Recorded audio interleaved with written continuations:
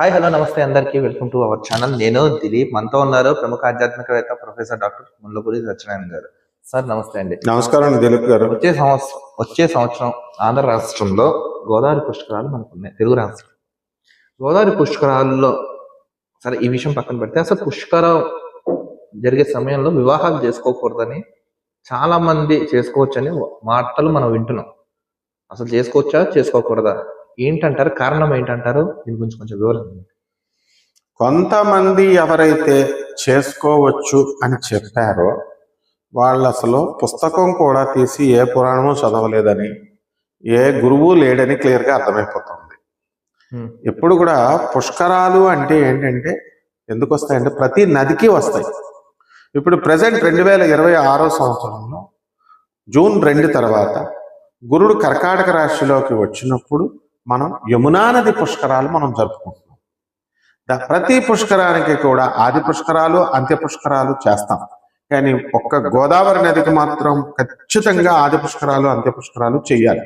మిగతా నదులకి ఇదివరకు కాలంలో ఉండేవి కాదు, ఇప్పుడు చేసేస్తున్నారు వాళ్ళు కూడా. కాబట్టి ఇప్పుడు ఈ పుష్కరుడు అంటే ఎవరు అసలు అని అంటే బ్రహ్మదేవుడు అందరినీ సృష్టించేశాడు కదా. ఫస్ట్ నదులను సృష్టించాడు. మానవులనేమో వెళ్ళి నదుల్లో స్నానాలు చేయండి మీ పాపాలు పోతాయి అన్నాడు. సరే వెళ్ళి మానవులంతా పాపాలు స్నానాలు చేస్తుంటే నదులన్నీ కూడా గంగా నది అంతా కూడా నల్లగా అయిపోయింది. ఆ నల్లగా అయిపోతే ఆ కాకిలాగా వెళ్ళినటువంటి ఆ నది కాకి రూపాన్ని ధరించి బ్రహ్మదేవుడి దగ్గరికి వెళ్ళి, అయ్యా మానవులు చేసిన పాపంతో ఇలా నల్లగా అయిపోయాను నేను, మరి నన్ను మళ్ళీ నా పాపాలన్నీ నాకు అంటుకున్నాయి, ఇవన్నీ మళ్ళీ నేను పునీతురాలను అవ్వాలి ఎలాగా అంటే, అప్పుడు నువ్వేం బాధపడకు అని చెప్పి పుష్కరుడు అనేటటువంటి ప్రత్యేకమైనటువంటి ఒక దేవుణ్ణి సృష్టిస్తాడు. బ్రహ్మదేవుడు సృష్టించి ఆ తీర్థరాజు అనమాట పుష్కరుడు అంటే.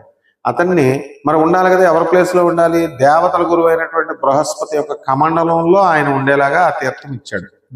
సృష్టించి సంవత్సరానికి ఒకసారి 12 నదుల్లో వస్తాయి కదా, 12 నదుల్లో సంవత్సరానికి ఒక నది చొప్పున ఆ పుష్కరుడు వెళ్ళి అందులో ప్రవేశిస్తాడు కమండలంలో నుంచి. ఇప్పుడు కర్కాటక రాశిలోకి వచ్చాడు కాబట్టి ఇప్పుడు యమునా నదిలోకి వెళ్తాడు. నువ్వు అడిగినట్టుగా వచ్చే సంవత్సరం 2 జూన్ 2026 సంవత్సరం 27 నుంచి ఈ యొక్క గురుడు సింహరాశిలోకి ప్రవేశిస్తాడు. ఆ సింహరాశిలోకి ప్రవేశించినప్పుడు మనము ఈ యొక్క పుష్కరాలు మనం చేస్తాం. అయితే విచిత్రం ఏమిటంటే ఇక్కడ ఈ అక్టోబర్లోనే స్టార్ట్ అయిపోతున్నాయి గోదావరి పుష్కరాలు. ఎప్పుడు నెక్స్ట్ ఇయర్ కాదు. ఎందువల్లనంటే గురుడు సంచారాన్ని బట్టి వస్తాయి. గురుడు ఎప్పుడు వచ్చేస్తున్నాడు? అక్టోబర్ నెల 26వ తేదీ దగ్గర నుంచి అక్టోబర్ 36 రేంజ్ నుంచి మళ్ళీ జనవరి 1 వరకు కూడా ఈ యొక్క సింహరాశిలో ప్రవేశిస్తున్నాడు. ఆ టైంలోనే మనకి పుష్కరాలు వచ్చేస్తున్నాయి. కాబట్టి ఈ యొక్క పుష్కరాలని మనము ఎందుకోవాలన్నా ఇచ్చాము అంటే, ఎవరైతే మన బంధువుల్లో మన స్నేహితుల్లో మన పితృదేవతల పూర్వీకులు ఎవరైతే చచ్చిపోయినప్పుడు ఈ దహన సంస్కారాలు సరిగ్గా చేయకపోయినా, పిండ ప్రధానాలు సరిగ్గా చేయకపోయినా ఈ సమయాల్లో వాళ్ళకి పెట్టడం, పిండ ప్రధానాలు చేయడం కోసం పుష్కరుడు వచ్చాడు అనమాట. శుభకార్యాలది కాదు పుష్కరాలు అంటే శుభకార్యాలు కాదు. ఈ యొక్క పిండ ప్రధానాలు ఈ కార్యక్రమాలు చేసి ఈ అందులో చనిపోయినటువంటి వాళ్ళందరికీ మనకు తెలియని ఫ్రెండ్స్కి మనం పెట్టచ్చు, తెలియనటువంటి అపరిచితులకు పెట్టచ్చు, తెలిసిన ఫ్రెండ్స్కి పెట్టచ్చు, బంధువులు పెట్టచ్చు, అందరికీ పెట్టచ్చు. కాబట్టి అందుకోసం శుభకార్యాలు ఏమని చెప్పారంటే ఆ నది రాజమండ్రి కాదు, గోదావరి పుష్కరాలకు రాజమండ్రి నది అని కాదు, మొత్తం గోదావరి నదీ తీరాన ఉన్నటువంటి ఊర్లు ఉంటాయి కదా, గోదావరి నది పరివాహక ఎక్కడైతే ప్రవహిస్తుందో ఆ నది వాళ్ళు ఎవరో కూడా పెళ్లిళ్ళు చేయకూడదు, శుభకార్యాలు చేయకూడదు. అంటే వాళ్ళు విచిత్రంగా హైదరాబాద్ లోనో లేకపోతే బెంగళూరులో వాళ్ళు చేసుకోవచ్చు. వాళ్ళ జిల్లాకి సంబంధం లేదు. గోదావరి నది ప్రవాహం మీద కనుక నివసిస్తూ ఉంటే వాళ్ళు చేయకూడదు. అంటే ఇప్పుడు వీళ్ళు గోదావరి జిల్లా వాళ్ళే ఇప్పుడు బెంగళూరులోనే హైదరాబాద్ లో ఉన్నారు, వాళ్ళు చేసుకోవచ్చు. ఎందుకంటే వాళ్ళు ఇప్పుడు ఉండట్లేదు కదా, వాళ్ళకి గోదావరి నది మధ్యన ఇప్పుడు ఎక్కడ ఉంటున్నారు? కావేరీ నది దగ్గర ఉంటున్నారు బెంగళూరులో. సో కావేరీ నది వాస్తవ్యులు అయిపోతారు.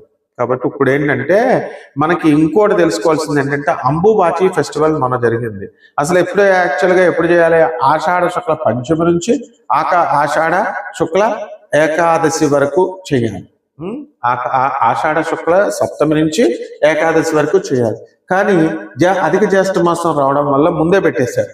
అంబుబాచిని ఏదో పెద్ద ఫంక్షన్ అని మనం అనుకుంటాం కదా కామాఖ్య అస్సాం గౌహతి టెంపుల్లో. అది ఏమిట్రా అంటే తుంగభద్ర నది పుష్కరాలు అంతే. ఆ తుంగభద్ర నదికి మనము ఎర్రగా వాటర్ అవుతుంది. అని చెప్పేసి అంటారు కదా. ఆ ఒక ఘాట్లో ఆ దేవాలయంలో వేసినటువంటి కుంకుమ అంతా కూడా ఆ ఘాట్లో వేయడం వల్ల రెంటగా వస్తుంది అనమాట. ఏదో ఒక 10 నిమిషాలు. అందువలన తుంగభద్ర ప్రాంతం వాళ్ళు కూడా ఈ అంబుబాచి చేసినప్పుడు, ఫంక్షన్ చేస్తున్నప్పుడు ఆ ఎవరు నేలను దున్నరు. తర్వాత బరువును పెట్టరు, నేల రజస్వలైందని. తర్వాత రైతులు కొత్తగా దున్ని విత్తనాలు వేయడము ఇలాంటివి చేయరు, శుభకార్యాలు చేయరు, ముఖ్యంగా ఇళ్ళు కట్టరు, గృహారంభాలు చేయరు, గృహప్రవేశాలు చేయరు. ఇలా మనం పెట్టుకున్నాం, నిషేధమని చెప్పింది క్లియర్గా. అందువలన ఎట్టి పరిస్థితుల్లో కూడా మనకి గోదావరి పుష్కరాల సమయంలో గోదావరి నది లో నివసించేటటువంటి ప్రజలెవరూ కూడా వివాహాలు మనము చేయకూడదు. అంతేకాదు ఏ విధమైన శుభకార్యాలు చేయకూడదు. ఓన్లీ పిండాలు పెట్టుడు. ఇప్పుడు ఆది పుష్కరాల్లో 11 రోజులు చేస్తాం, అంత్య పుష్కరాల్లో 11 రోజులు చేస్తాం.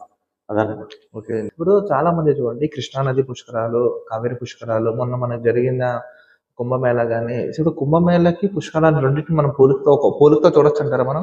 ఖచ్చితంగా. కుంభమేళాలో మనకి ప్రయాగ్రాజ్ అన్నాం, తీర్థాలకెల్లా రాజు లాంటిది, తీర్థాలకి రాజు లాంటిది కాబట్టి ప్రయాగ్రాజ్ అన్నాం. అక్కడ గంగా, యమున, సరస్వతి 3 నదులు కలుస్తాయి. 3 నదులు కలిసినప్పుడు విడివిడిగా గంగా పుష్కరాలు, యమునా పుష్కరాలు, సరస్వతి పుష్కరాలు చేస్తాం కదా. ఈ 3 నదులు కలిసినటువంటి దాన్ని అలాంటి చోట కుంభమేళ, అర్ధ కుంభమేళ అని చేస్తారు. 12 సంవత్సరాలకు ఒకసారి చేస్తారు. మళ్ళా ఇప్పుడు ఈ గోదావరి పుష్కరాలు ఉంది ఉదాహరణకి. గోదావరి పుష్కరాలకి మామూలుగా ఈ పుష్కరాలు రొటేషన్లో సింహరాశిలో, గురుడు సింహరాశిలోకి వచ్చినప్పుడు పుష్కరం అయ్యింది, గోదావరి పుష్కరాలు అయింది. ఇది రొటేషన్లో మళ్ళీ 12 ఏళ్ళకి రావాలి కదా. కానీ ఇక్కడేం జరుగుద్ది అంటే 4 సంవత్సరాలకి అర్ధ కుంభమేళ అని అవి క్యాల్కులేట్ చేసి పెడతారనమాట. అందువలన అది కూడా కుంభమేళ, ఇవన్నీ కూడా మనకి 12 ఇయర్స్కి మహాకుంభమేళ అని కూడా చేస్తారు. కుంభమేళ, మహాకుంభమేళ. అందువలన అది ఇన్ని సంవత్సరాలని నిర్దిష్టంగా ఏం లేదు. అక్కడ గంగా, యమున, సరస్వతి 3 నదులు కలిసినాయి కాబట్టి అక్కడ చేస్తాం కుంభమేళ. నర్మదా నదికి చేస్తాం, అన్ని చోట్ల చేస్తాం. సో ఇది కూడా ఇంచుమించు పుష్కరాలు లాంటిది. అక్కడ కూడా నియమాలు సేమ్ మళ్ళీ. ఎలాగంటే కుంభమేళాలైనా అర్ధ కుంభమేళాలైనా ఒకటే, ఏంటంటే దాంట్లో స్నానాలు బాగా చేయాలి. స్నానాలు చేయడం వల్ల పాపాలు పోతాయని ఒకటి నమ్మకం. రెండోది, ఆ సమయంలో దాన ధర్మాలకు ఎక్కువ ప్రాధాన్యత ఇచ్చారు.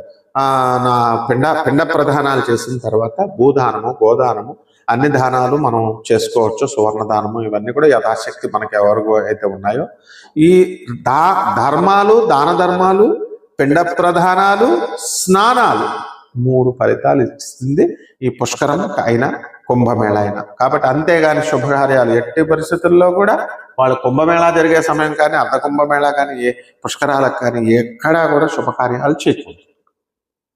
ధన్యవాదాలండి. ధన్యవాదాలు. చూసారు కదా, ఎటువంటి అపోహాలు ఉన్నా ఏమున్నా క్లియర్ కట్ గా గురువు గారు మనకి క్లియర్ కట్ గా తెలిపారు. సో ఎవరైనా నదీ పరివాహక ప్రాంతాల్లో ఉన్న వ్యక్తులు మాత్రమే అది వర్తిస్తుంది కానీ ఇంకో చోట ఉన్న వాళ్ళకి ఇది వర్తించదని దయచేసి అపోహ కాకుండా నిజానికి దగ్గరగా, అవాస్తవానికి దూరంగా ఉండి సనాతన ధర్మాన్ని కాపాడుతూ ధర్మబద్ధంగా ఉంటారని ఆశిస్తూ వీడియో చేయడం అయితే మీకు జరిగింది. ఈ వీడియోపై మీ విలువైన మూల్యమైన అభిప్రాయాన్ని కామెంట్స్ రూపంలో తెలపండి. మరో టాపిక్ తో కలుద్దాం. చూస్తున్నానండి అవర్ ఛానల్. నేను దిలీప్ విత్ ములపూరి గారితో. ధన్యవాదాలు. జై శ్రీరామ్.